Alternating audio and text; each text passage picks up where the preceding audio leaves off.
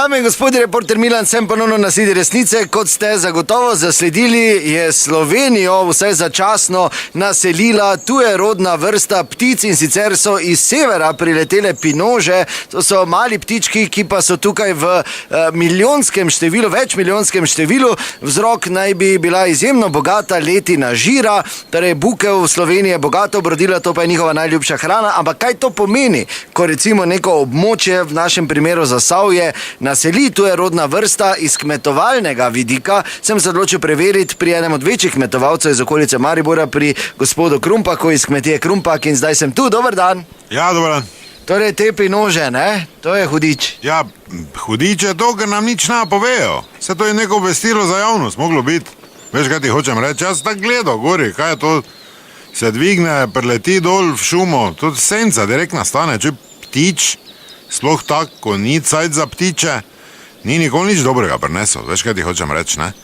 Ne točno, gospod Krumpak. Glej, to so podnebne spremembe, jaz sem prvo mislil, da bo snega vrglo, tako gori, bolj sem videl, da je topli val prišel, ampak ptič ne. Čuj, ko je štorkla tu na daljno vodu, pri nas začela delati gnezdo. Sem jaz rekel, babi, kaj te štorkla gnezdo dela? Rekla je, ni lepo, mislim pač pri nas enkrat bomo štorkli imeli. Sem takoj šel tam mali v sobo, sem rekel, kaj imaš ti kaj zapovedati? Ne, Ato, kako te noriš, nič nijam. Čez 3 mesece je že s totim Viljom, sosedom prvim prišla, nezaposlenim, ko samo ribe hoji loviti, pa s nami skupo vedla. Sem rekel pa, mater pa ti si celi v gumo se oblečeš, ko greš ribe loviti, nisi to te gumi lezenke mogo gor dati, na njega službe, pa nič. To je pa vsi 3 z babo jokali, se meni tu šlo na jok. No pa, če se vrnemo k pinožam, gospod Krumpak, to je žalostna zgodba. Pinože so žalostna zgodba? Ne, to, kar ste povedali. Ni žalostna, pač ne. Vesenka si je mogla najti, samo ne vem, zakaj glih do tega. Veš, kaj ti hočem reči? Jaz to vedno prepovedam, se neko čuti, prevleči si bilo koga. Rad me je tudi avstrica, samo ne do tega, tu, kaj ti je nadohvat ruke. Enemu drugemu sta bila nadohvat, ne, če me razumeš. Hočem ti za ptiče reči, mi vse sprejmemo. Kaj prije po zemlji, pa kaj prije po luftu. Willkommen, benvenuti, welcome, dobrodošli. Čujte, tak ne, more biti se, mi nismo zdaj najbolj bogata država v Evropi. To te ptiči žerejo žir, 2 milijone, veš, kaj bo to žira pojedle? Kaj bo pa divje svinje jedle? To se pa ne vpraša nas, ko na Brunkih tu živimo. Kaj bo pol, ko bodo lačne? Ko jim bojo tudi ptiči, se divje svinje ne bo zdaj ptiča pregnala. Tako konkretno tudi ni. Pol pa se bo začelo, ko bo lačne, pa hodile k nam na vrata trkat. Pa najprej male poslati, da se ti hudič zasmili, tako delajo ovi. Ko po 2 tacah hodijo, najprej froca pošle, pol pa nimaš več nič, orodja pa nič.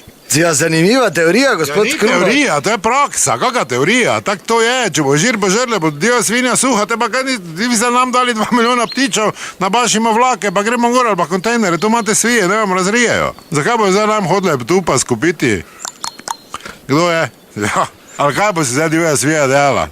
Šnicne v šumi misliš? Ja, ne vem. Ja, pa če to ti ptiči jejo žir, si rekel. Tako je, ja. Nekomu ga bojo pojedli. Res je, ja. Ja. Kaj pa rešitev, kako vidite, gospod Krumpak? Rešitvi sta 2, da si to ti budl končno službo najde, kaj s ne folgam toliko nared.